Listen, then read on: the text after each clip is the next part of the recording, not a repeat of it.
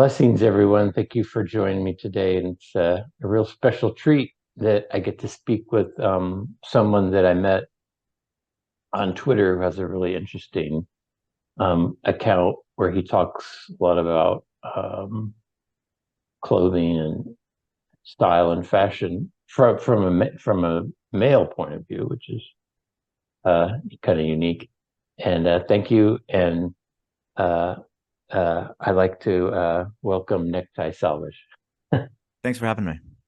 Would you like to introduce yourself a little bit? I know you have a podcast on, is it on Spotify?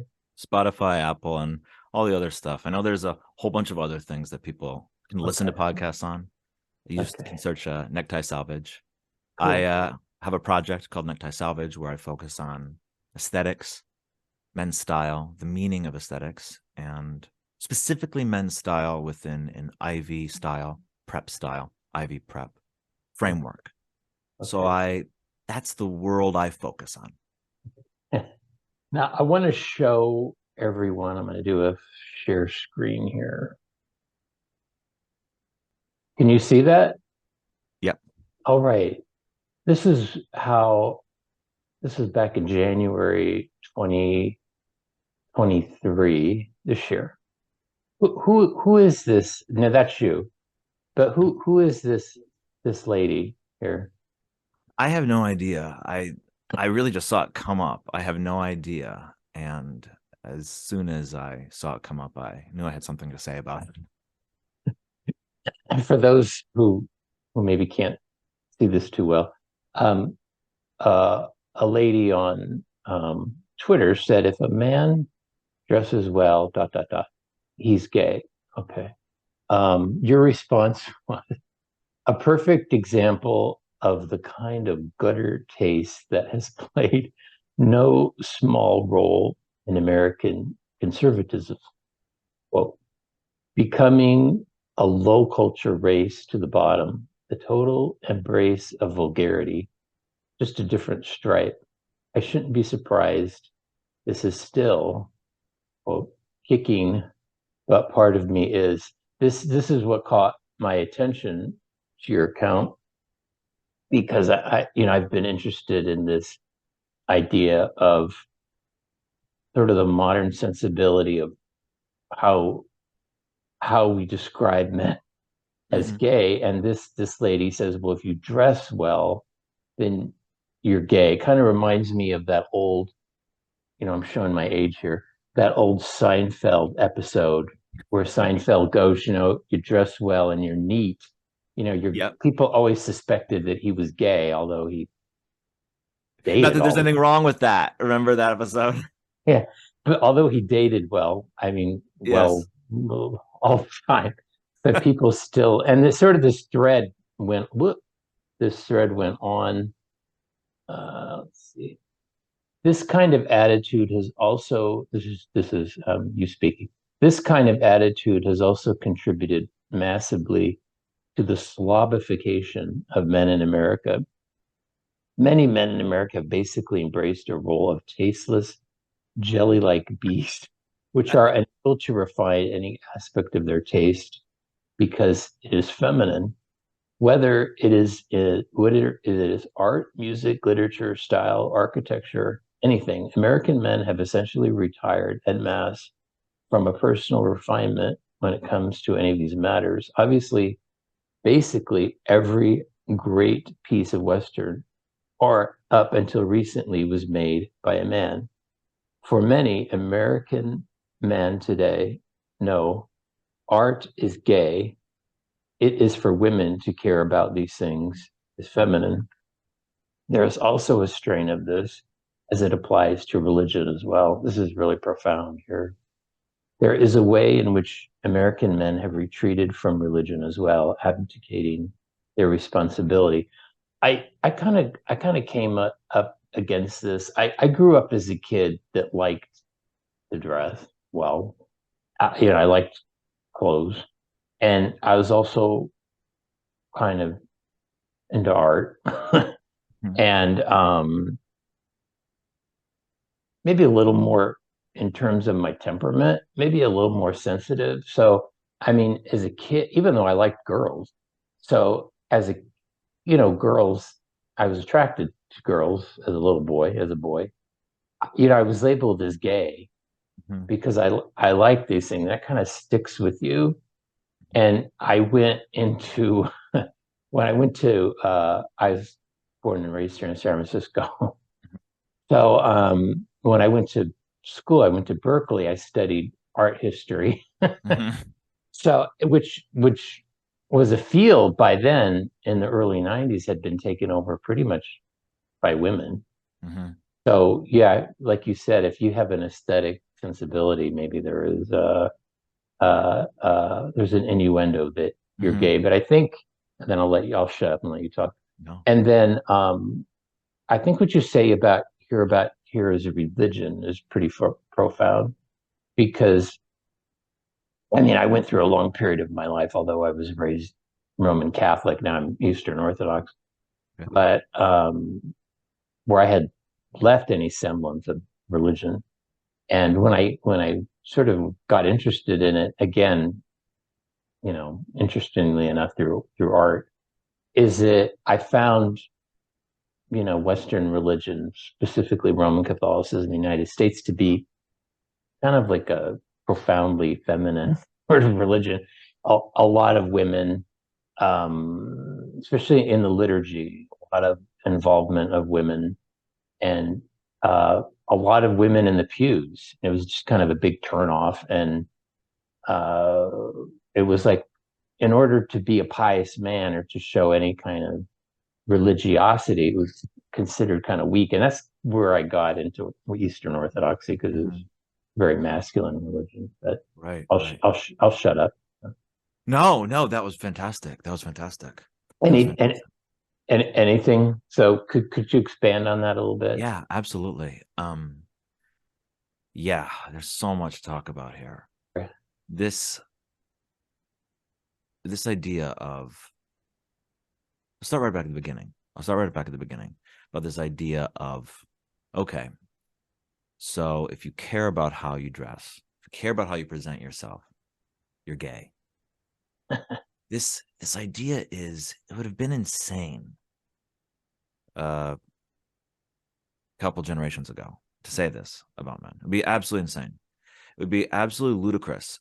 I mean, this idea what follows from this idea is basically just this thing where guys look they pretend not to care at all, and their whole shtick is to look as slovenly as possible and say, "Oh, I don't have to care about how I look. Oh, I don't really. That's for women to care about." And I mean that idea.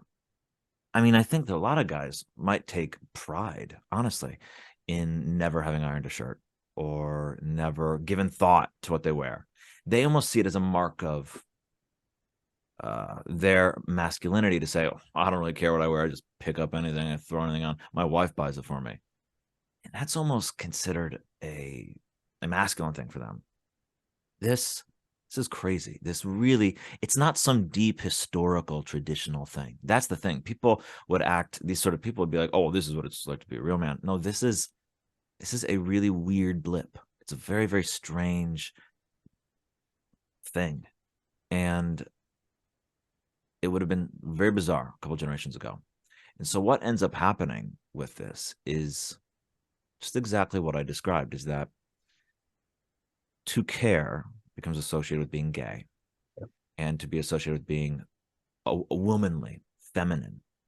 And so what it does though is it just lowers men down.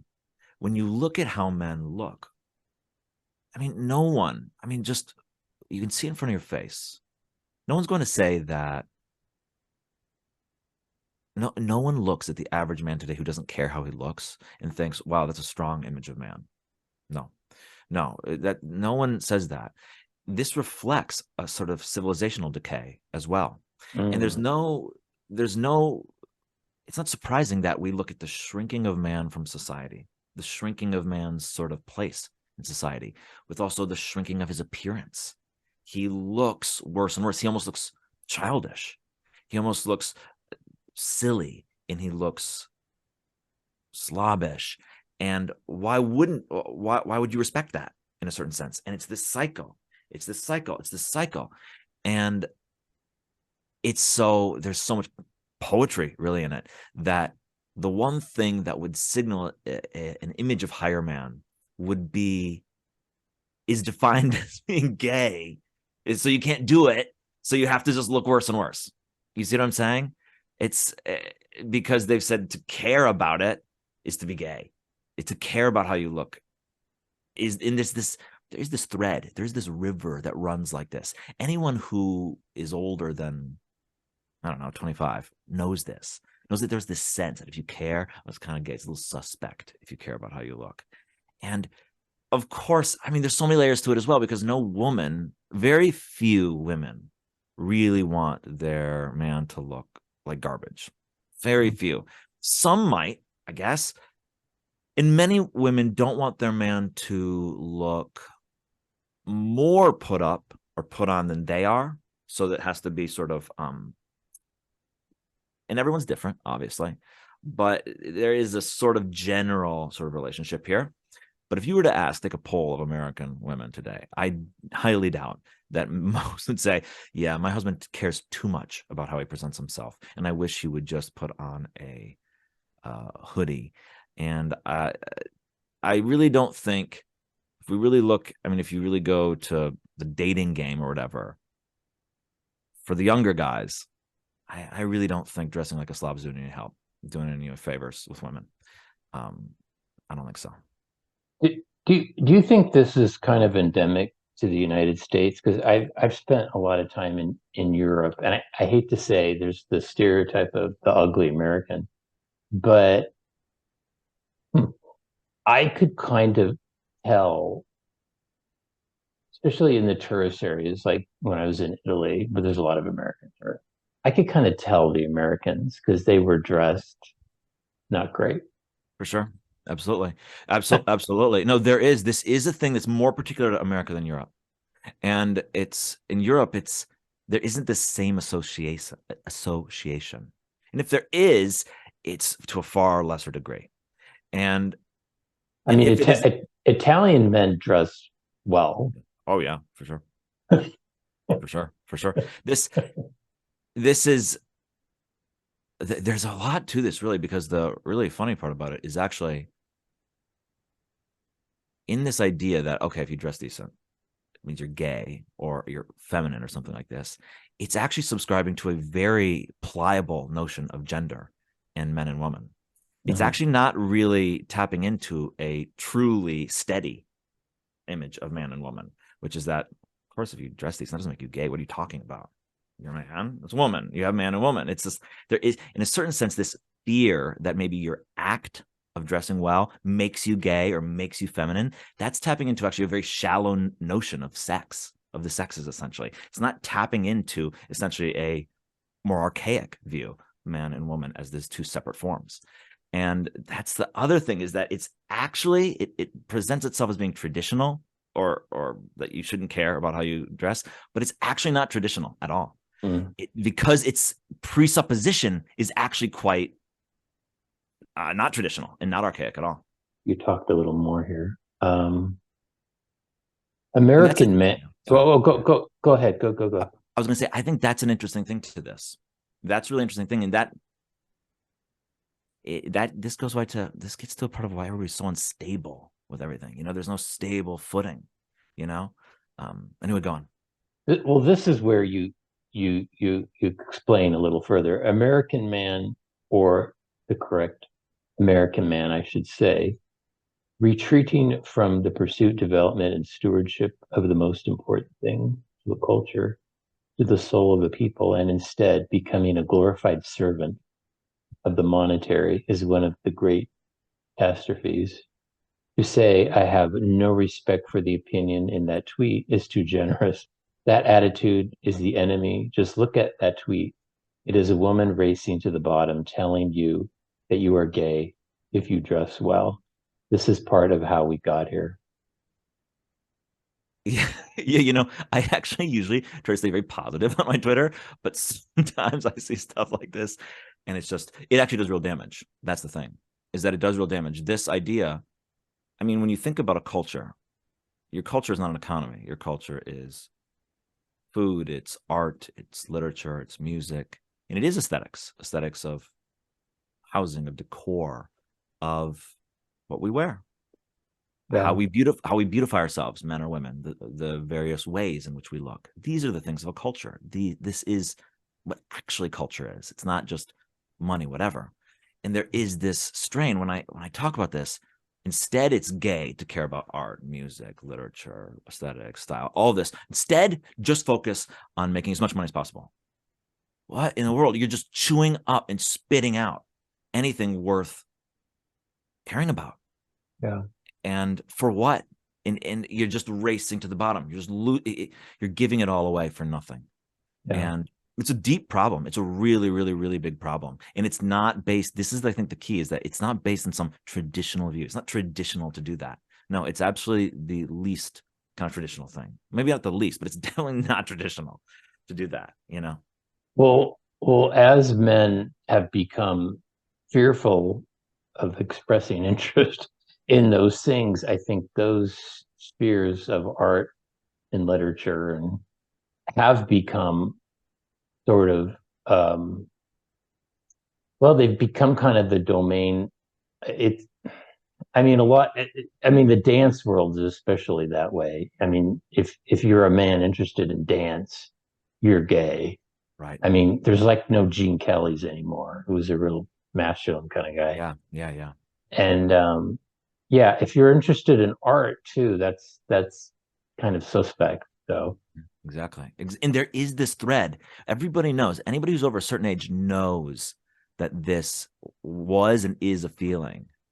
And think about all of the smarts essentially that were yeah, lost to whatever, you know, people who said, "Oh, well, I'm not going to do that because I guess that's a feminine thing, a gay thing, whatever. So I'm not going to do it. So instead, I'm just going to try to make as much money as possible."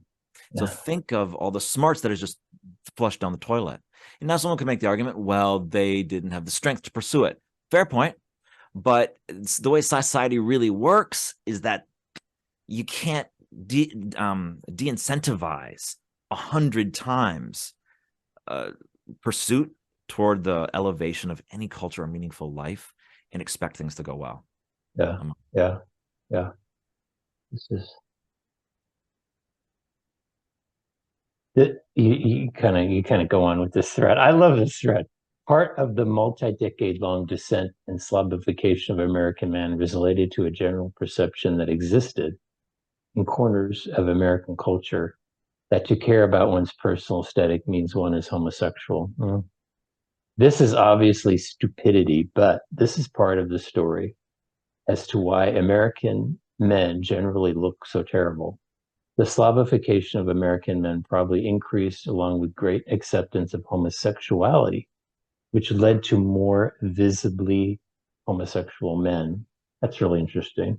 This led to a greater sense that anyone could secretly be gay.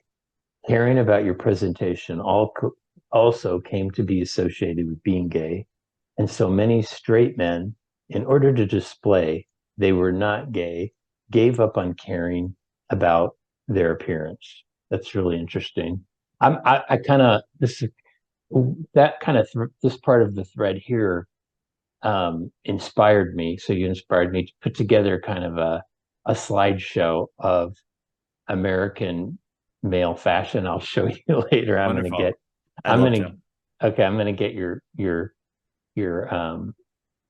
take on it. But I think you're right. I think men started looking probably bad in, I think it's kind of that 60s, 70s period when the gay rights movement became much more visible. Mm-hmm. So For I, th- sure. I, th- I think you're right. I think something did happen. It's like you have to counter signal. They say, well, I have to counter signal this, you know, and they cut off their nose despite their face. So you say, well, if gays are this, I'm going to be this. If Yeah. this is this, I'm going to be this, you know, and just, you counter signal yourself into oblivion, you Yeah. know, and That's And it. I think it shows a lack of self-respect, but even for, let's say, since we're talking about straight men here, a lack of respect for your wife or your girlfriend For that you sure. look so bad, because it's kind of like, who's this lady with this slob, with this For sure. bum? For sure. I see this all the time. I see this all the time. I see that's exactly right. I see a woman walking on the street. She's not dressed insane. She's not dressed in a gown, but she's wearing, let's say it's the summer. I'll see a woman wearing nice sort of sandals, sort of a little dressier, nicer sandals. This is a sort of vacation area dress. She looks nice. Her hair looks nice. She obviously looks nice. Husband's wearing tennis shoes with white socks that come up a little bit, shorts, and a t-shirt. I'm not joking. It's like, this is real. And it's like, man, give me a break. I'm not saying, because she's not wearing heels. So listen, you don't have to wear a tie, but you look like such a goofball. And it is disrespect. There is an asymmetrical amount of effort being put forth. And by the way, the amount of effort you need to put forth to look comparable to her is so small. It is not a lot. The amount of time you put on your hair is very, very small. You're really not spending a long time from the mirror on your hair. Same thing for your face. You're doing no makeup. All you need to do is just put on a pair of shoes that are leather, that are not sneakers. All you have to do is try to show respect. And it is about respect. It is about this equal pairing. And I think it'd be pretty hard to find women in America take a poll and say, oh yeah, my husband, he's just a real clothes hound. I wish he really wasn't such a clothes hound. I wish he would. I mean, no, it's not happening. And I think about high heels. High heels are a good example. Now listen, all women aren't wearing high heels all the time. But if your wife or your girlfriend or whatever is wearing high heels, you really, those are not that comfortable walking. So, and she's doing that to look a certain way because she likes the way it makes her look and it looks nice. So think about what the applicable thing is. I don't want to hear any complaining about your tie. It's choking me. It's choking me. Oh my God. Really, it's choking you. Come on. It's just lame. It's just lame. And that's the way to put it. There's always these excuses. Guys always come up with these excuses. Oh, blah, blah, blah. No, always these excuses. And it's really lame. It is. It is about respect and it's just lame. Yeah. I want to share with something with you. I see often, but I saw it the other day in the grocery store, and there was uh, a couple. Mm-hmm. I assume they're married, opposites, and two kids, a boy and a girl. Mm-hmm. And I don't watch people, but as I'm going about my business, I glance real quick, and because I especially like to observe families, Yeah. and I just find them interesting.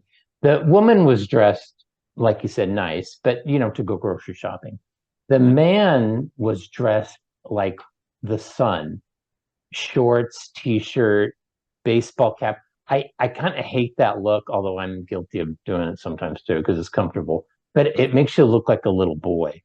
And a lot of times, I think, just in society in general, I think men, like you said in the previous, thread, have abdicated a lot of responsibility. And I think in the family, I think men have done that.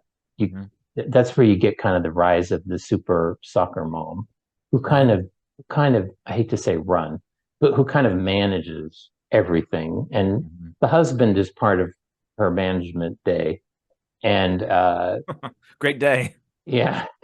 And I think subsequently, I think men have dressed like boys Right. again with the baseball cap and Mm-hmm. the t-shirt with, I don't know, Gumby on it or something. I don't know. And Yeah. it's like, oh man, I don't like that look. Mm-hmm. Uh, grow up. That's it. I mean, you're really getting to a big, you're right. I mean, you're dead right. You're really getting to this problem. What you do is you have people think that, when I talk about this, people think, oh, you're just talking about materialism or things like, no, no, no, no. This is a cultural thing. And it's a real deep problem. You can't look around when you see a lot of the problems that we all see. Out of it, you can see manifest in the relationship between clothing and how men relate to their clothing and family. And as you said, but the mom, she looks nice going to the grocery store. Dad looks like a little boy and looks like his son. And he is infantilizing himself. And he's not doing it at gunpoint. Someone's not going, hey, nobody's coming and making him do it at gunpoint. So he's choosing this infantilization. He's willingly choosing to just sort of coast and just sort of, he's living a perpetual childhood in a way. And think about what his son is learning as well. Think about what this is teaching his kids about man and what a man's job is and what man is, what a man looks like in his clothing. Because our clothing is supposed to reaffirm our sex. The clothing reaffirms the sex of woman. Clothing reaffirms the sex of man. That's why there are different clothes for man and woman. There are shared pieces, obviously. We both wear shirts. But there are also unique pieces as well that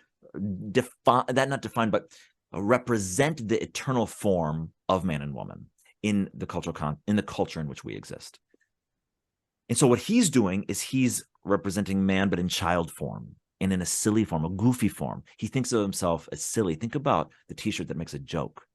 There's almost nothing more obscene than a grown man wearing a shirt that makes a joke of himself, And I have this other theory. You might see this sometimes. You'll see the man dressed very poorly, like you said, but the son dressed better. It's because the mom is dressing the son like she wishes her husband dressed. That's interesting. It's very interesting. You'll see this sometimes. I'm talking like 3, 4. That's how like a younger kid, younger boy, he will be wearing shorts and a polo shirt or a button-down shirt or a short sleeve, but he won't be wearing a t-shirt. He'll be actually dressed decently. But the dad looks worse. It's because she's dressing him like she wishes he would dress. There's a lot to that, but you see it quite a bit. This is directly related to what this is just the other day. Yeah. And I was thinking about all this stuff. And then you go ahead and post this. I was like, oh my gosh. If you have a son, the last thing you want to do is turn his aesthetic development over to the mainstream culture with its chaos, confusion, and degradation. A son learns an aesthetic language and a set of aesthetic values from the way his father dresses. Clothing matters. This also, people get annoyed with me when I bring this up, but it's not a pet peeve of mine, but I brought it up a few times. And that's the man cave. It seems like as men dressed worse, we had this man cave thing. I never heard of that when I was a kid. For sure. This didn't exist I remember being a kid. I never heard about this when I was a kid, anything like this. This was not a word that existed. But where you talk about men dressing as little boys, it's kind of like they have a man cave where they play video games. I don't like it or watch sports. It seems like maybe I'm thinking of an ivory tower, but it seems like men had a den or a library, or even, I have to say this, if you're working class, even a garage is better than a man cave, because at least you're like doing something constructive. It's I don't like a man cave where you're playing Mario Brothers. Oh, no, I completely agree with you. This, you say, well, maybe you're getting ivory tower. No, you're not getting ivory tower. You're talking about it in a serious way. And the man cave is, I hate even saying that word. It makes me sad, like it makes me sad to say this word. It's like a little boy's room or something. Yeah. And instead of, something that I always say is why not go deep with it? Why not really try to get to it? Because a lot of times we're so afraid of going deep that we just stay on the surface and you never really get to any of the deeper truth. When we really get into this, you're talking about, so why does a man need a man cave? He needs a man cave because he doesn't, you could say it's because he doesn't want to be with his family. You could say he needs to be relegated. You could also say it's because the only place he can do what he wants to do is because the only place he can has to be away because his wife's planning all the days and planning everything. So she's in charge of where everything is. So he has to be relegated to a small room. And then what does he do in that room? Is it anything of value? Isn't a study? Is he studying the great tomes? Is he coming up with great theories? Is he in the garage, as you said, smoking butts and working on something? I'm serious, like you said, it's like this. No, instead he's in the man cave doing what? Playing video games? Goodness. This is,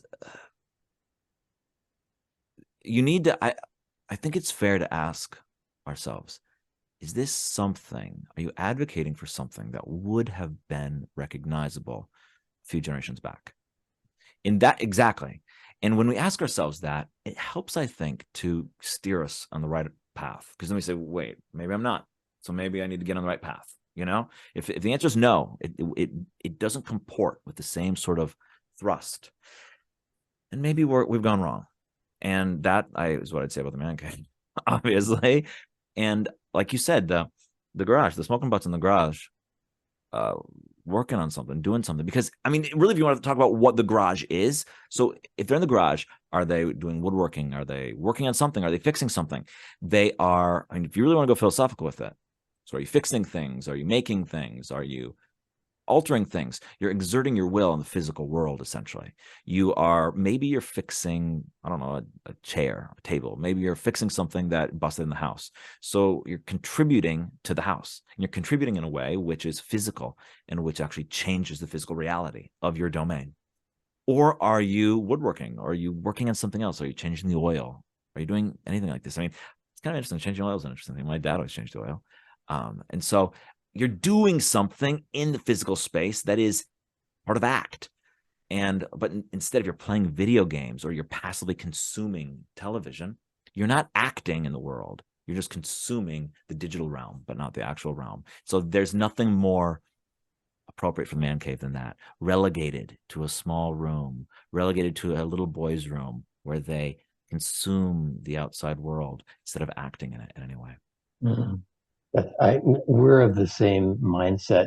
I didn't get along well with my father, but my best memories of him, my dad loved to farm and he loved viticulture and everything. Mm-hmm. So doing stuff like that with him is my best memories. That's nice. I don't remember ever sitting watching TV. My dad didn't watch TV. Yeah. He was active. He was active. Very active. Yeah. I kind of wanted to look real quick. Mm-hmm. See how quick we can do this. Yeah. Do the history of male sort of fashion, I guess you could say, men's fashion in the 20th century. I kind of started out here, like 1850 Courbet, the Stonebreakers. Yeah. So the thing I'm interested in this, I've been interested in this picture for a long time, but I find the clothing interesting. They're utilitarian because these guys are workers, but they're sort of like pieces, like a vest and patched, and these guys just put on whatever they needed for the day. So, but look, the thing that's interesting about this is notice this. So these are ripped up. They're worn because they're working. Yep. But notice the continuity. This shares more in common with a button-down or button-up shirt, with chinos and leather shoes than athleisure or a hoodie. Shares more in common. It's the basic structure. Yep. If you look at, say, a basic structure, a very casual outfit of, say, camp mocks, brown camp mocks that are leather. And now one guy's wearing overalls, but if we just do chinos instead of overalls, you got camp mocks, chinos, and a white button-down shirt. That essentially follows this. It is right in line with this same aesthetic. There's a language continuity there. You can tell it's part of the same chapter.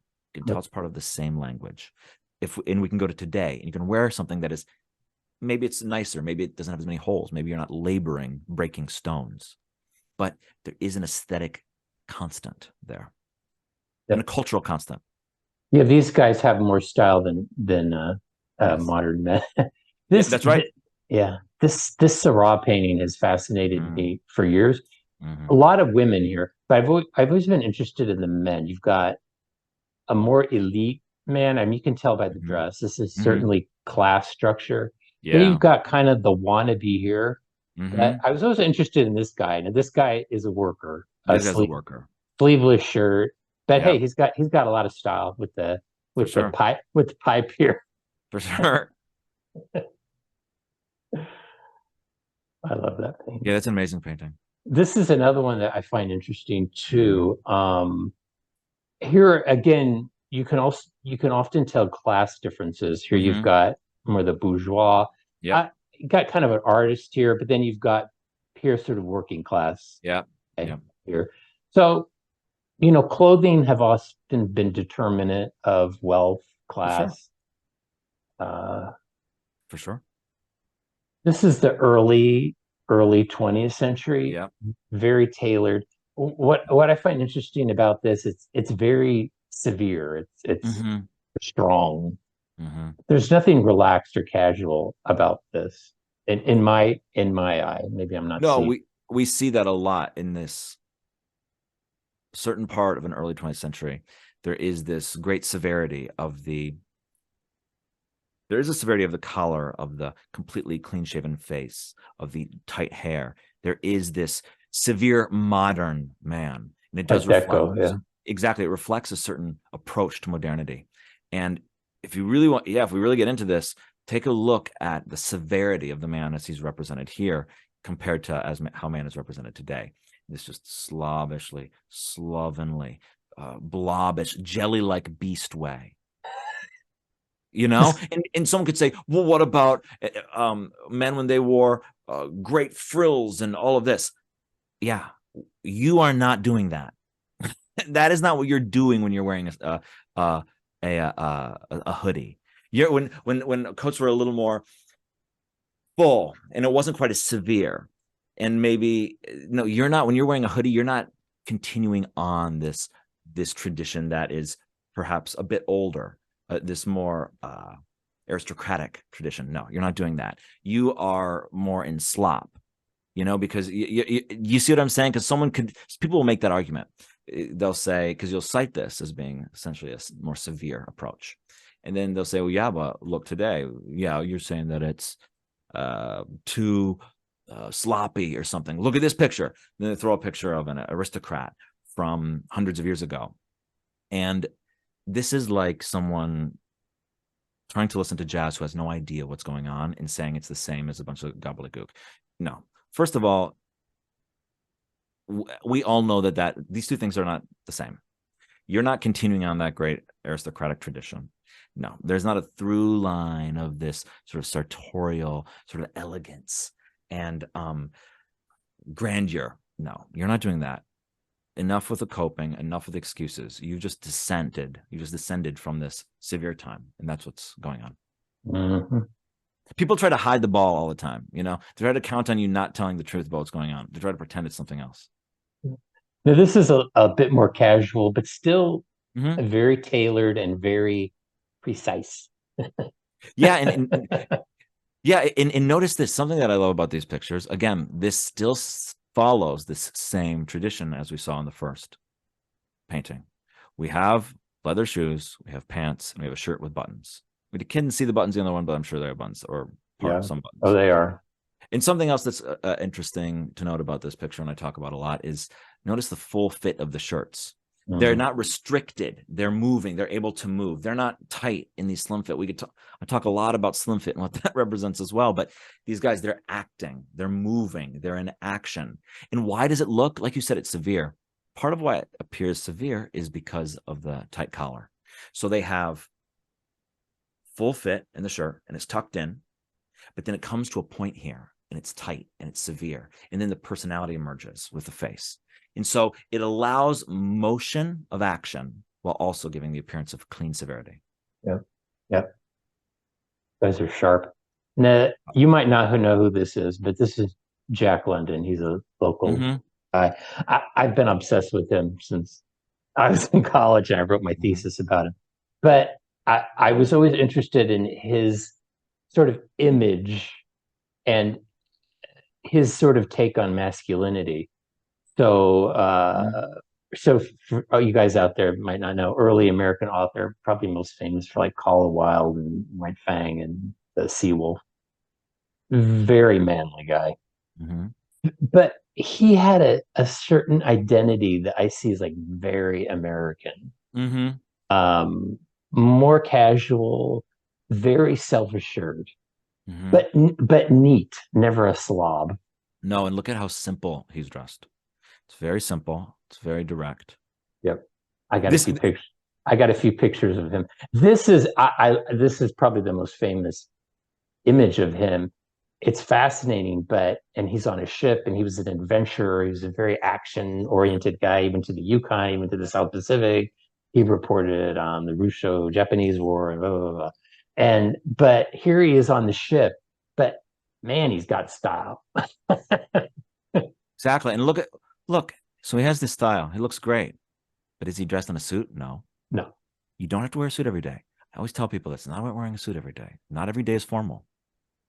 But you can dress in a serious way, which is strong and which reflects your culture in a natural way, because he's American. So it reflects this American culture. Yep. In strength. Yep. Casual there. For sure. But he's hanging out in the woods and hey, he looks good. Oh my, yeah. He's hanging out in the woods. He looks fantastic. I mean, imagine when someone, yeah, this is, he said, oh, I need my hiking gear. Okay. You know? But even the way, he's got his hands in his pocket, Yeah. he was very aware of the way he presented his image, Yeah. which is very cool. Here he is again. So Fantastic.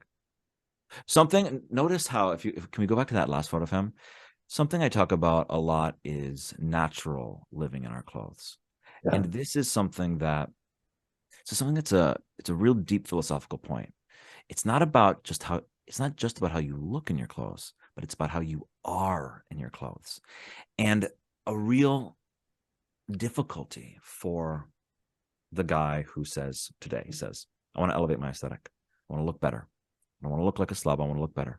So he starts dressing in I'll say a broadly more traditional way, which means sport coat from time to time, a tie from time to time, stuff like this.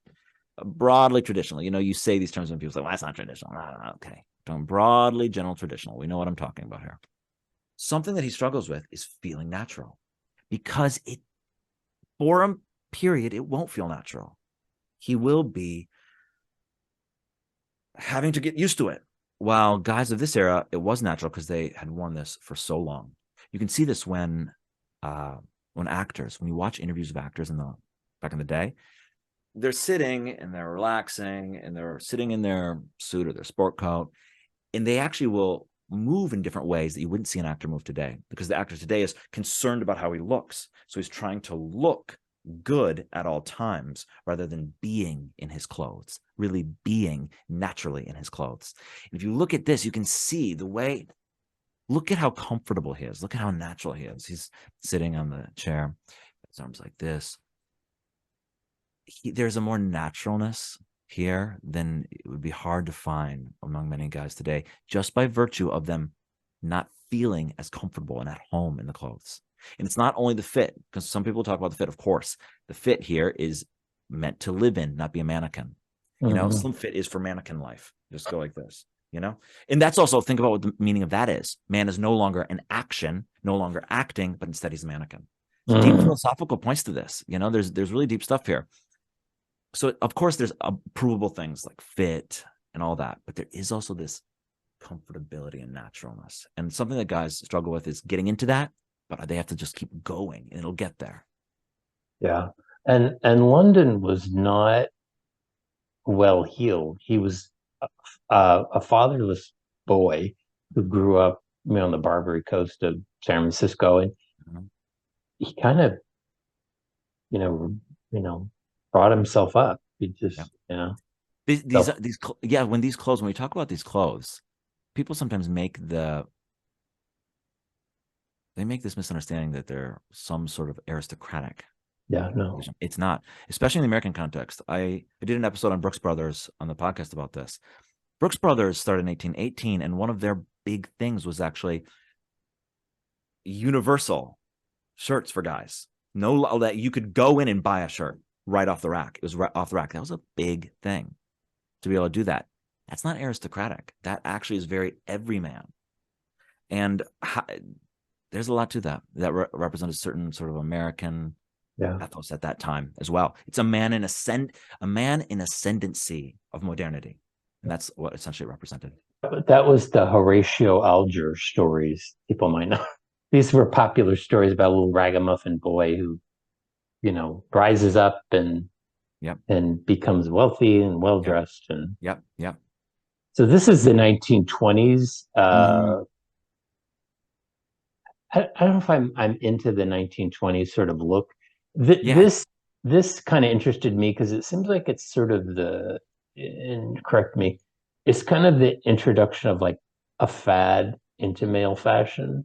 Right. There is definitely for sure, there is a very faddish element to these pants, and the way they're worn reflects that time too. A certain daringness. But yet the strain is still there. We can go back to earlier times where they would wear their socks real high like that. We keep going back. So there still is a thread there. And that's, I think, key, is that if you really go for hundreds of years, you can see a thread to today. Like if you look at that prior photo, where is it? That one. Oh, that one. Like these pants that they have hiked up, they look good. Maybe we don't do this today, but that did exist prior to that. Even it did exist. It was something that existed at different times within a different sort of time. And if you look at the rest of their outfit, they do have ties on. This is a basic thing of you have a shirt, a coat, and something tied around your neck. The cravat is really old.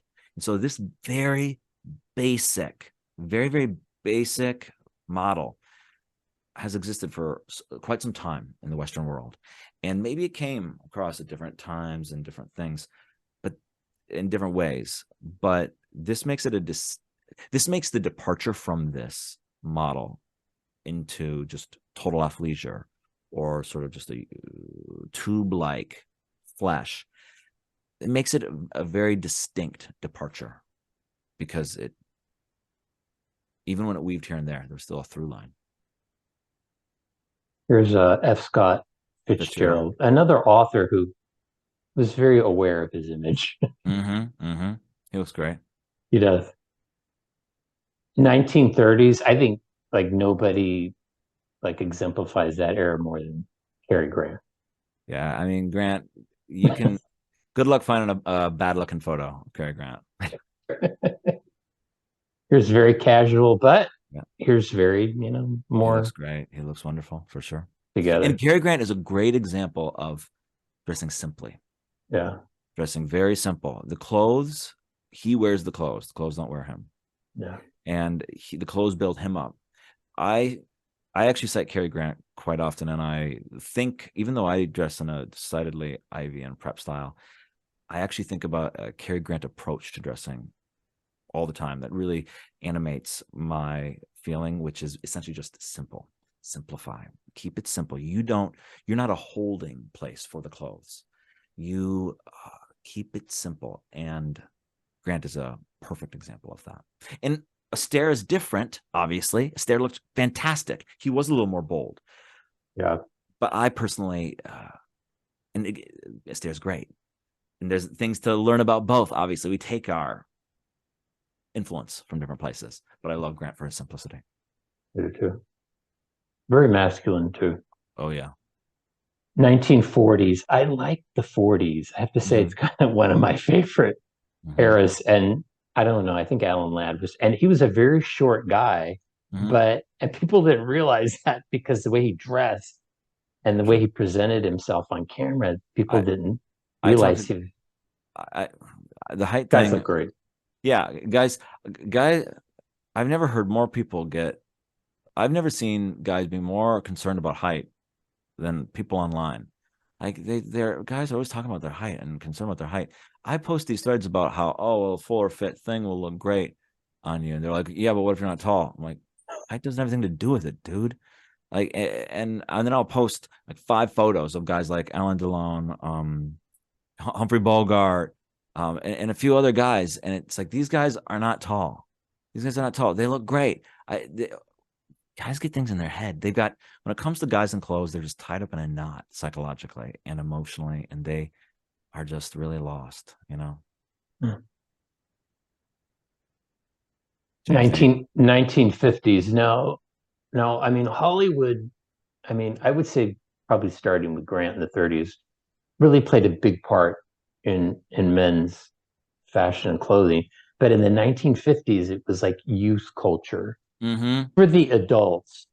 And now in the 50s, something changed For sure. and it was younger. Absolutely. The 50s, that's right. I've done a thread about this before, actually. The 50s is this beginning of what we see as being youth culture, essentially. And you do have youth culture, which manifests in a lot of ways today. But you're right. The 50s is really where this starts to start kicking off. You really have to get back a little farther to see a world that feels different than ours, you know? But I mean, you'll see young people still dress like this today. For sure. So, For sure. This look is a classic. A lot of guys love James Dean's look in this. yeah. Elvis. This, Now, the king. I have to say, this is more traditional Mm-hmm. than what James Dean was doing. I mean, James Dean was like jeans, that's, farmers wore that. For sure. And this is, it's very modern Mm-hmm. and it's very 50s, but it's at least like you say, it has a continuity there. He's got a sport. Yeah, he's got a sport coat on. Yeah. He's got a sport coat on for sure. Exactly. There, it is this. It is more formal, just by virtue of the lack of jeans in the sport coat. It makes it more formal. Yep. Yep. And the color block shirt, which For sure. was very big, is cool. For sure. Uh, you just Yeah. mentioned it's Oh yeah. funny because Alan Delon, yeah, he's on your thread a lot, and I've always kind of liked his style too. For Very sure. European, Yeah. um, very sophisticated. I don't know, perfect. So For sure. Great French style. Delon is great. He always looks great. he does. And this is I got to think of the historical context. This is the 1960s. Mm-hmm. So I mean, Europe was definitely, if you go to like England and the mod look and all that stuff, Mm-hmm. they were into fads too, but there was still like a very grounded sort of historical. Exactly. There's still this continuity. Look at the lapel width. So the lapel width on this is a good way that you can tell different eras. They're thinner rather than wider. The 70s, you see lapels widen up a lot. And people get all tense about these lapel widths. Like, oh, it's so thin back in the 60s. Oh, so this, I get it. We go through these different times. Same thing with ties. They get skinny, they get wide. This happens. But those are adjustments to a constant. They're adjustments to something that just weaving here and there, but you're still on the same road. Yep. The Beach Boys. Now, this is sort of what I consider kind of the beginning of like men's like activewear, you could say, Mm-hmm, or mm-hmm. more casual, Definitely more very California. This is how I grew up. right. That makes total sense. It's a very, I mean, look at these. These look like Madras shirts. We have a few short sleeve Madras shirts, which are classic Americana mid-century. You know, when you look at this, a short sleeve Madras shirt is very Americana mid-century. These guys look great though. For sure. These guys, you dress like this today, people say, whoa, what formal event you going to? Honestly, seriously, say, whoa, are you president somewhere? Are you president of a small country somewhere? Now I've, here, I've now told the this story. next. Oh, go ahead, go ahead. I was gonna say I've told a story before, but when we were when our first was born, the birth of our first child, I was in the hospital and I was wearing just wool, charcoal pants, and a camel hair sport coat, white OCBD, and a simple wrap tie. And some of the nurses hadn't met the new CEO of the hospital yet and thought I was the CEO of the hospital. And they told me later, they're like, "Oh, we thought actually you're the CEO of the hospital." I'm like, "Oh, I'm definitely not CEO of a hospital. I'd have more money if I was the CEO of a hospital." But that's a good example of what we're saying. Now this is Oh where boy, here we go. this is the rupture takes place. So Mm-hmm. this is the Beatles in their sort of hippie Maharishi, whatever.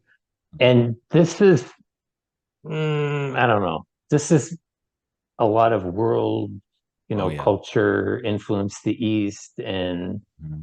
I mean, in the 60s, people were questioning, everything, Western culture, how the world was organized. Maybe everything was crazy. And so clothes sort of reflected that, and people were just doing things that were Yep. completely different, and beads. And so, Yeah.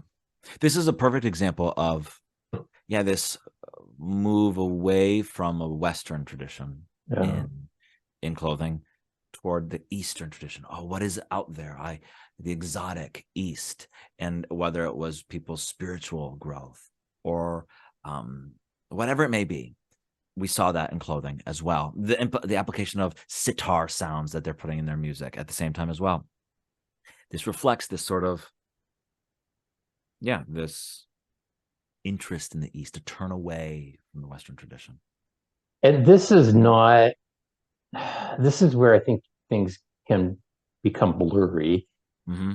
You could see women wearing these. They're very Mm-hmm. interchangeable. There's nothing necessarily, Mm-hmm. well, maybe, yeah, nothing necessarily masculine about Especially Ringo's. Look at Ringo's. this. Yeah. Ringo's especially. And the Something pink, and the pink with George Harrison, and psychedelic. And the psychedelic. Something I was thinking is that there's also a difference here, because we go back to the so this, as you said, this photo right here does reflect this sort of journey to the East.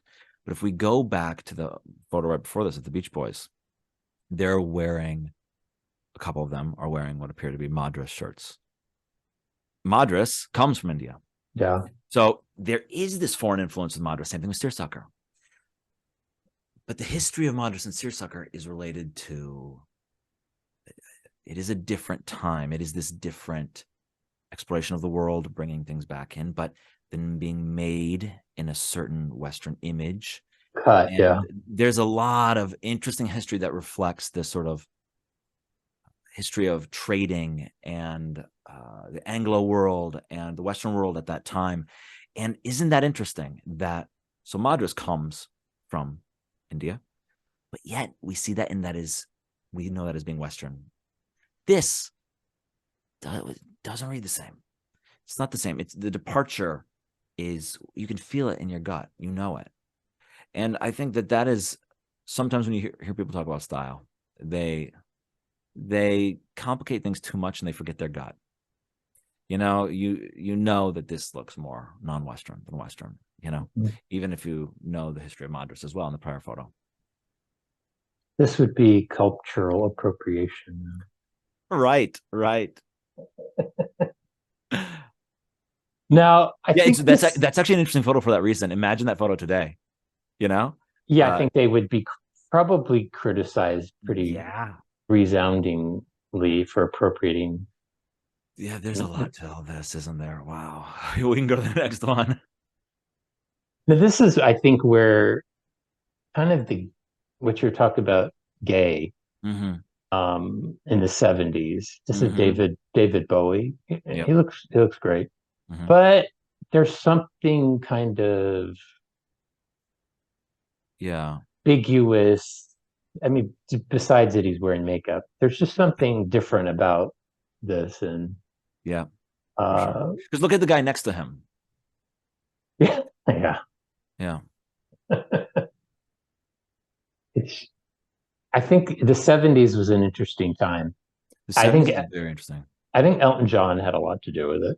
Now he Mm-hmm. wasn't out gay at the time, but he had a Yeah. very flamboyant, and this Mm-hmm. is kind of more down for him Mm-hmm. at that It time, but is. it was Yeah. pretty flamboyant. I think it has that sort of English Oscar Mm-hmm. Wilde kind of Mm-hmm. thing going on, but I mean, it's menswear, but it's not. Oh, maybe you can put a finger on it. It's not definably masculine. It doesn't have a masculine sort of Well, there's a very dapper. I don't know. wonkish sort of toy-like aspect. Part of it is with this. Part of it has to do. There's a few things that stand out to me. Tie is very goofy, very goofy in a way that it's not just bold, but it's goofy because there's bold ties back in the 20s and 30s. You see some very bold ties, but there's something a little weird about that. The pin of what looks like a man standing on grass on his lapel is very interesting, and that contributes a lot. It's almost like it's a toy, it's a figurine essentially. As soon as you start putting, think about it, as soon as you start putting figurines on your clothing, in terms of actually pinning them on, or an external figurine, that creates a pretty goofy sort of wonkish sort of childlike cartoonishness. Then the glasses, it's interesting. If you put these glasses, even if you put these glasses on Paul Newman, they would still look a Weird. little off, you know, because some things it depends on who's wearing them. You know, like someone will wear something, it's like, okay, that looks all right, but then you see someone else wearing it, it's like, I don't know about that. But these glasses, it'd be hard to not look silly in them. And so I It would think have there's looked good on like Jackie Onassis. yeah, right, a woman. And so that's right. So we have this sort of woman thing. And then we add this cane that's almost like this performative. What are you a old geezer or are you an aristocrat? Which one? You know? So it's like this sort of goofy, flamboyant cane and the sunglasses and the bow tie and the figurine. It's very goofball. It's not serious. He's not trying to portray a serious image. Yeah. And sometimes when I say this, they misunderstand it. They think that I'm saying you should just be wearing black or gray the whole time. No, absolutely not. IV prep has a lot of color, but it's never like this. Mm-mm. Mm-mm. Oh boy, here we go. I think this too, it made me think of this suit because again, I think there's something sort of glamorous or as they would say, fabulous about this. Mm-hmm. That I think straight, well, John Travolta, well, we won't get into that. But I Mm-hmm. mean, I think there's something about this, and you see it in the 80s where I think straight men were a little put off by this. It's a bit too fabulous. Mm-hmm. For sure. I mean, his pose is very fabulous. You know, I mean, you can really see. I mean, look at his shoes too. Yeah. You know, these shoes, these don't remind us of cowboy. They remind us of something else. You It's know. very preening with the shirt Mm-hmm. down and the chains. It's because we talk about men paying attention to the way they Yeah, look and grooming and the hair. This seems like it's too much. for sure. There's this. There, it is. It's one of these things that you can analyze, but you can sometimes feel it in your gut more profoundly. Some guys, you see them wear a certain thing and it looks just fine.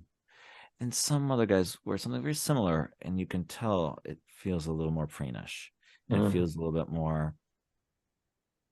There's something about the way he looks, his facial expression, I guess too. We just know there's something fabulous about it. You know, there's definitely something fabulous about it. And this, people got to remember the 70s disco culture very much came out of gay dance clubs. Mm-hmm. Mm-hmm. Style, this aesthetic, and a lot of it. And I think that's why um, it made some straight men uncomfortable. I think there was something there. It wasn't just them being homophobic. I No, think there was something that seemed off. for sure, there are these influences that come out of the 70s specifically that do push things around in a certain way, for sure. In that culture you're referring to. So it's interesting that sort of Ralph Lauren kind of comes out Mm-hmm. that milieu. I think this is like the greatest thing. This Mm-hmm. is like late 70s, early 80s. I couldn't wear this in California. It's too many layers. But Yeah.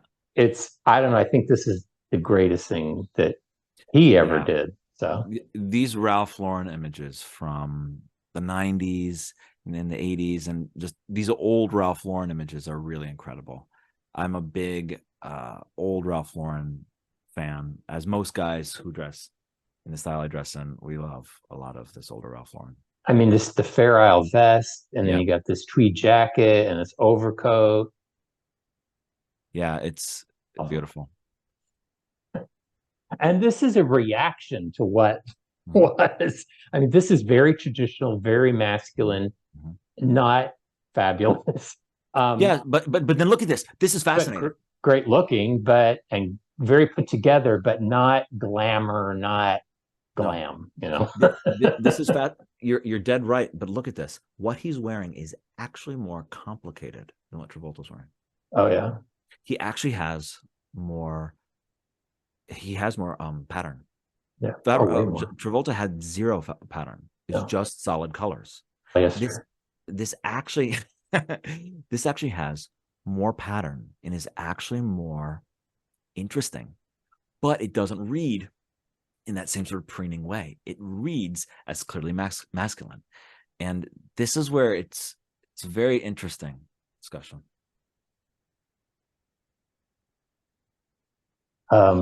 So early 81, I think, American Gigolo with Richard Gere. This is, I think, Armani. I think this kind of look is a little difficult because it was kind of, I think it kind of, because he was very well dressed, but it was kind of like he had to be a male hooker to be male dressed, well dressed. I think that made things a little difficult again, I think, for men to look as good as he did. And he was very self-involved image in that movie where he was, well, he was a prostitute. But so I don't know if I think this might have been a step back a bit, but I don't know. So, Interesting idea as well. now I'm going to show an image I think that pushed things forward again too. So this is early 80s, 81. So you had two big, I kind of think, fashion moments. It was Brideshead Revisited and Chariots of Fire. So, and I was doing some reading, just researching for this, and there were articles in the New York Times and the Washington Post about this movie, this miniseries, and what an impact it had on the way men were dressing. So you kind of have preppy coming mainstream. For sure. Well, Paul Ralph Lauren is really credited with sort of keeping preppy alive during some of the dark years and thrusting it back into the mainstream consciousness. Yep. Now, everybody wanted to look like this in the 80s. I mean, I was a kid and everybody wanted that jacket. 80s is so crazy. There is some crazy style in the 80s. There really is. Just, it's unreal looking at this. But it works for Michael Jackson. But I think the hard, because I remember this time and people bought that jacket and they looked awful. Yeah. I mean, it looked good on him, but it didn't look good on anybody else. Yeah, it's one of those things where you really have to have a certain vibe to pull it off. Now, this, I think, going from because I think this is Armani too. Going from I don't know. Like Richard Gere in American Gigolo, I think this was, I think, a look that a lot of American men kind of gravitated towards. I remember guys dressing like this. Some of them pulled it off, but there was something kind of accessible about. I don't know if it was Don Johnson because he was a masculine guy, but I don't know. It kind of worked. It's simple. It's very simple. He's got a t-shirt, jacket, and pants. Simple. High-rise pants too. Notice looks very nice. Flatters the figure much more. Yep. I say sometimes that between slim fit and low-rise pants, you really have a conspiracy against men. It makes everyone look worse. I don't want to buy them. Now, I find this interesting because this is where I kind of started paying, because I was about 20 here, more attention to clothes, because it seems like you had kind of a reaction again to sort of the 80s. Mm-hmm. And Mm-hmm. maybe you'd say men became kind of slovenly. Here's Kurt Cobain in the Yeah. flannel. And in the early 90s, every guy had a flannel shirt and you wore it Yeah. all the time. For sure. And you have this grunge, you have this rocker, you have this gritty. It's not smooth. We're no longer in the smooth, sleek, futuristic 80s with these white sport coat. No, we're in the gritty, grimy 90s, drugs, grunge, rock. It's and the flannel itself, the flannel is kind of this traditional shirt. Is this work? It is heavy. The fabric, it's not thin. The flannel can get beat up, and that's the beautiful thing about the flannel. Flannel has a cool history in that way, and so this does reflect this turn away from that smoothness and grittiness. The hair isn't done nicely. He's got stubble. He's sort of, and Kurt Cobain's a perfect example of this, obviously. But yeah, this look was that reflects a certain sort of spirit and turn. There he is again. This, I think, like the this is kind of a going back to James Dean a bit, Mm, the rebel. that's And interesting. I think where James Dean's look is still seen today, I think you see a lot of young guys that look like Kurt Cobain still. For sure, for sure. So that had a lot of lasting power. Yeah. Now, this guy, I kind of followed him in the 90s. Mm-hmm. Morrissey kind of had like this nerd working class look Mm-hmm. that Mm-hmm. I liked. Mm-hmm. And I don't know, there's something very cool about him. And it didn't look so slovenly. It was more put together. It was more conscientious. It was, Well, he has his shirt tucked in. That's a yeah. big thing. Kurt Cobain has the shirt untucked. He's tucking in his shirt. Automatically makes it look more serious. There's a plain, I mean, he's wearing plain clothes here. There's no patterns. Looks Yeah. very simple. Yep. Hair. I liked the way he had his hair. It Yeah. was, Out of his uh, face. yeah, he was good. This is where you kind of see hip hop culture take over, I Mm-hmm. think, in the 90s. I thought this was kind of interesting from what was the show? The Fresh Fresh Prince Prince of of Bel Air. Bel-Air. Yeah, it was kind of like hip hop versus more preppy. And they kind of like played with that in the show Absolutely. where this guy was kind of boring and Carlton. Yeah, conservative yeah. and not that cool. Yeah. And he was everything else that was cool. That's right. Right. You see this So uh dress cool. exactly. You see this downgrading of that sort of traditional, as I believe Carlton's the name of the guy who's dressing more Yeah, preppy. So sort of downgrading of the preppy aesthetic in that way. yeah. Right. I don't know. Not good. Not good.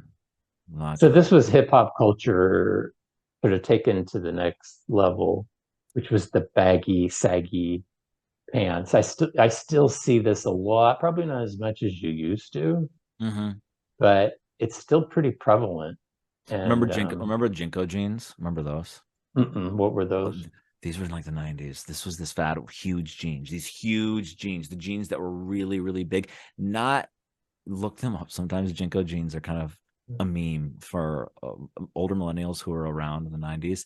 These huge jeans with the leg that was wide open, and you had these massive pockets in the back. Also pretty bad. Kanye. I th- Mm-hmm. I think he's kind of interesting. I think he does elevate it because I mean that hip hop is very his culture, Mm-hmm. but I think he elevates it. I mean, you could hate the hoodie and the hoodie over the baseball cap, but He's very intentional. It's not the style that it's not the style world or the culture that I advocate for, yeah, obviously. But yeah. he's definitely very intentional in what he's doing. I've got a few of Kanye. I don't know, I think he's interesting. These shoes, yeah. Yeah, I don't know. There's just something he's got the hoodie, but he's got the jacket, and Mm-hmm. I don't know. I think he looks cool in it. I think it works. Mm-hmm. I mean, I wouldn't wear that way. I'd look like an idiot. But I think it works for him. But look at him here. Here he's like, okay, I'm gonna do more high fashion, and Well, it's you still see, like his style, but elevated. Well, you see in the, I don't know what year, but he was wearing almost, I think he's wearing some Polar Ralph Lauren back in the early 2000s in some photos. Or no, yeah, Polar Ralph Lauren. You'll see him wearing Polo Bear stuff and Polar Ralph Lauren stuff back in the early 2000s, which also reflect that sort of neo-prep era, neo-prep time, where that was more popular then, in that he kind of would do some of that. Oh This, gosh. yeah, this is Justin Bieber and his wife, Haley. Yeah. I just kind of find this interesting because it's sort of like marginal culture Mm-hmm. or urban hip hop, sort of. This is kind of Marxist terminology, but it's sort of reinvented for a wider audience. You For kind of sure. saw this in like the '60s with Pat Boone, Mm-hmm. who just sing more black music, and he would sell it to Mm-hmm. a larger audience. And now you've got I think he doesn't look good. I think he looks really dumb. Oh yeah, he Um, looks very stupid in this photo. because I it's not, it just doesn't work. I mean, it just, I don't know if it's because of his ethnic background, but it looks like you're posing. It looks like, um, well, it's the thing about it might work on somebody else. It just, this photo, this this style that he's wearing. It's just there's no culture, there's no deeper cultural historical significance to this. It's just like you said, there is this a large hip hop influence that has run into the mainstream culture. You're absolutely right about that. When I'm talking about cultural historical reference point, I'm not talking about something that's 10 years old. You know, in the style I dress in, and there's the guys who dress in traditional menswear, more formal even than I do, because I always say IV and prep is not actually formal. It's American, but it's not formal suiting every single day. Uh, it's not in that realm. But if you go into traditional menswear, you can find the same sort of ties we wear today, motif ties with dogs, or rep ties, or knit ties with horizontal stripes. Find these 100 years ago, being worn 100 years ago. You can find many of our pieces essentially being worn 100 years ago, the same way we wear them today. And then where those even come from, there's a deeper historical footing there. There's actually a meaningful culture to it. And it's not 1,000 years old, but it's not 10 years old. And a lot of this culture that we see that has been injected into the mainstream is not any meaningful culture. It's just sort of consumerism. And with him, yeah, this is not representing any sort of, it doesn't represent any sort of cultural, any sort of meaningful culture. And it definitely, I don't think, represents any sort of higher and stronger image of man. It doesn't make man look great. It makes man look silly. yeah. Her look, the thing I think is really interesting is the 90s influence. You see these 90s influences around here. Look at her glasses. There's something very 90s about those. This leather jacket, it looks like something very 90s about that. The horizontal stripes on a polo shirt, something really 90s about that as well. There are these weird, her hair, the part in the middle. Yeah. There are these 90s elements to her, what she's wearing. But sort of hip hopified in a certain sense, whatever you want to say. I think she looks pretty good. I mean, he's a middle class boy from Canada. It looks dumb. It looks very dumb. Now, this is somebody that I think I hate the slim fit, but Tom Hardy. I think he always looks good. He's got the three-piece suit. Mm-hmm. I don't know. There's something very masculine about him, but very modern about him that I think is cool. Yeah.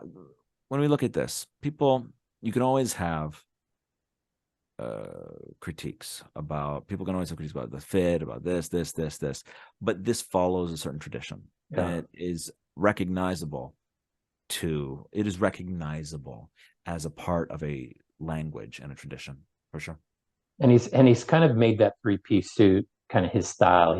I looked at some pictures of him at That's formal, and he always wears that three-piece suit, sometimes with the chain fob, and He just looks, he's English. I don't know. Maybe they just, Right. no, wait till you see the next one. Harry Styles. So, I mean, I don't think he goes to Walmart dressed like this, but it, I don't know. I don't know what to say. There's really no words that need to be said. It just, this is what we're talking about. This is just slop, just androgynous slop. I mean, maybe it's not androgynous because it's revealing part of his chest. I don't know. Which mostly would be covered up usually if it was a woman. I don't know what this is. It's something. It's a onesie. It's a onesie. It's a onesie. Yeah. It's yeah. This is demoralizing stuff. That's what I would say about this. These are clothing. This is clothing that is demoralizing. That is dressed up as being fabulous, like you said about Travolta, but it's actually demoralizing. But it's kind of like where I think mainstream pop culture kind of wants men to go, sort of Sure. gender fluid and For sure. very because Mainstream. I'm sure he was praised for wearing this. Sure. Mainstream culture wants to erase as many. They want to erase the forms of man and woman, and they want to blur the distinction of the forms of man and woman, and they want to. Mainstream culture wants the clothing to reflect that, and it wants to subvert all of these traditional forms of man and woman. Yeah, I mean, he gets good press, and I think, and people would say, the devil's advocate could say, well, he's a pop singer, and they're a little more out there. But I think culture a lot of times is just downstream from this stuff. For sure. When people say that, I say, okay, fine. Culture is garbage. And actually, in fact, pop singer culture has been garbage for a long time.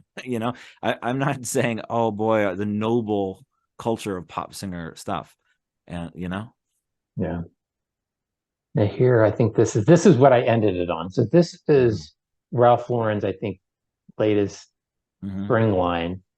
Again, I don't know why he's doing the slim fit, but I think everything above the belt looks great. I like this look a lot. That's cool. He looks cool. Yeah. But I don't know. I like it all. Yeah, this is again, this is in the tradition. You can see we've got double-breasted, we've got three-piece suits, we've got bow ties, we've got neckties, we've got pleats, we have got looks like an ascot as well. We've got some more casual. We've got everything ranging from the casual to the more formal here. And all in this historical, in this culturally relevant way, in the culturally consistent way. And when I say culturally consistent, this is what I mean. Show this picture to someone and ask them, a citizen of the world, say, is this style? Is it Chinese? Is it Ugandan? Is it Afghanistan? Is it Peru? Is it Western? Is it American?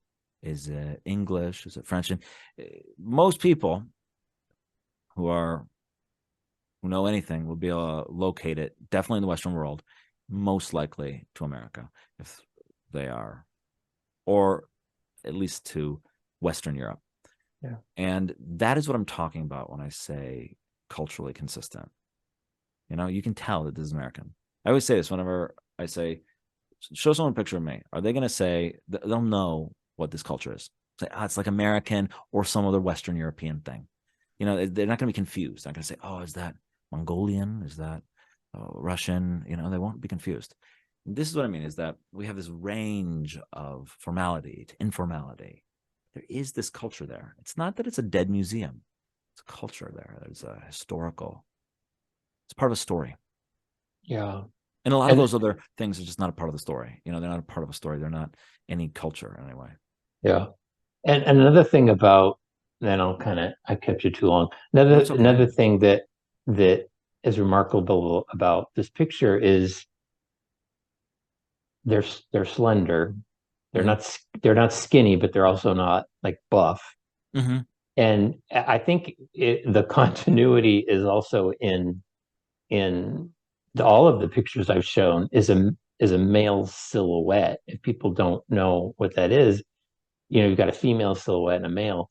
And I think with the other sort of slobification of men, is have become more like gelatinous, flabby, and clothes aren't going to look good on you. You know, so you got to wear a t-shirt, and fitted things aren't going to look good on you. So part of the part and parcel of this is, you know, men need to have self-discipline with their clothing and how they present themselves, but part of that is self-discipline in your body and what you eat and what you do. So yeah, there's so much to this, because today we live almost in this era of an incredibly diverse range of body types. Back in the day, nobody really worked out, but nobody was really super buff and nobody was really super fat either. Everyone was just sort of in the middle. You know, nobody was really working out.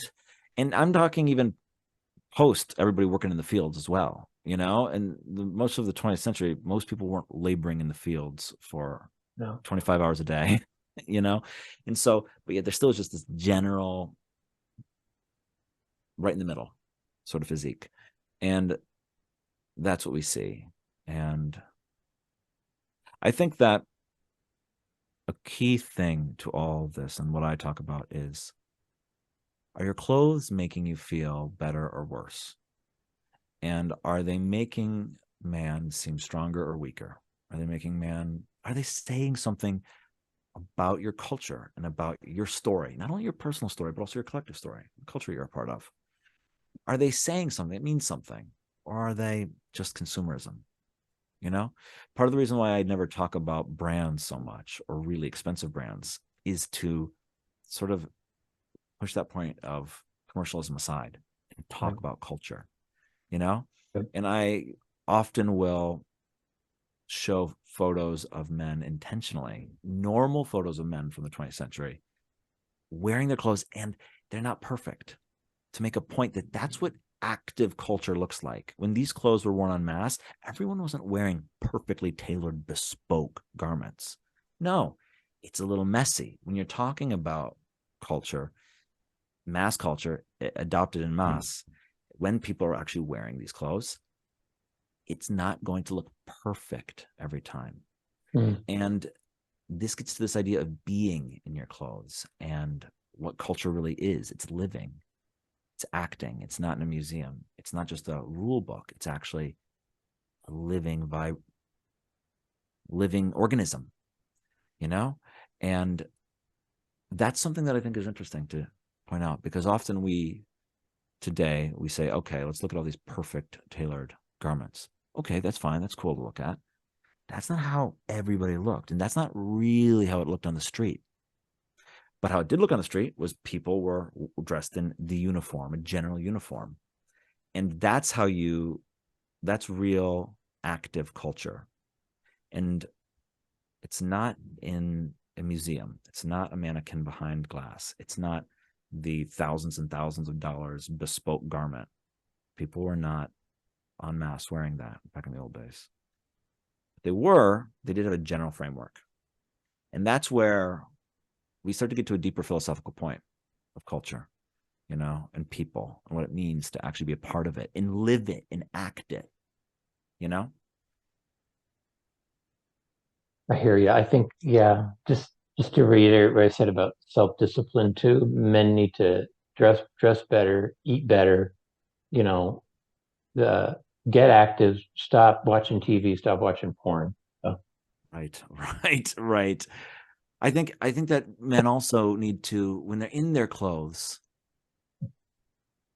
I think specifically about fathers a lot, because I talk to fathers, and something that when we get into our clothes, people say, oh, I don't want to hurt my clothes. I don't want to get my clothes dirty. I don't want to get my clothes stained. That's life. Life is, you know, that's life. Your clothes are going to show wear. Your clothes are going to show stains. It's going to happen. That's life. And that's living and acting in life. It's not just standing behind a glass like this, like a mannequin. That, in a certain sense, is, oh, man is meant to be seen but not act. No, man is meant to act in the world. And if you want to act while looking decent, things are going to happen. You're going to get some scuffs here and there. You're going to get roughed up here and there. You're going to have some stains, something happening. It'll come out. It'll come out. If it doesn't, that's life. And it gets to a deeper point of actually living in your clothes rather than just sitting behind glass. Yeah. You know, and that's kind of what it's really about. And that's what it's about. That's what it's about. Yep. Hey, thank you for spending a lot of time with me. Thank you. It's a pleasure. Yeah, I'd like to do this again. But absolutely, it's a pleasure. It's a pleasure to do this. I think we got into some good stuff. I think we talked about some interesting. I hope it inspires people just to improve themselves. We all need to be improved, including That's what me. it's about. That's what it's about. That's what I always try to get at. It's about clothes. It's not a materialism thing. It's a deeper thing. It's about dignity. It's about decency, and it's about a higher image of man. Is a deeper purpose to it. It's not shallow commercial materialism. That's not what it's about. No, I don't talk about fancy brands for that reason. It's not about that. And just start on Sunday. Make a concerted effort to dress up to go to church. I mean, I do that. I really, and there's some guys, I love them. There's some older guys and some younger guys that just every Sunday they're there and they're just great. It's fantastic. That's fantastic. And those guys, not the old guys, because they were probably always dressing good, but the young guys started somewhere. They started first just ironing their shirt. Then they started adding a jacket. Then they started adding a tie. You know, and they just start by putting on a shirt with buttons and a collar. Just start by ironing that shirt. Just start, you know, it's wherever you're starting. We're all on our own path in a different place, you know, and it's just about direction. It's not about where you're coming from, but it's about where you're going. Yep. And Sunday's a great day to do it. You honor God and do it. Absolutely. Even if it's just one day, even if it's just Sunday, just one day, just do it. Hey, it was a pleasure speaking with you. Thank you. You too.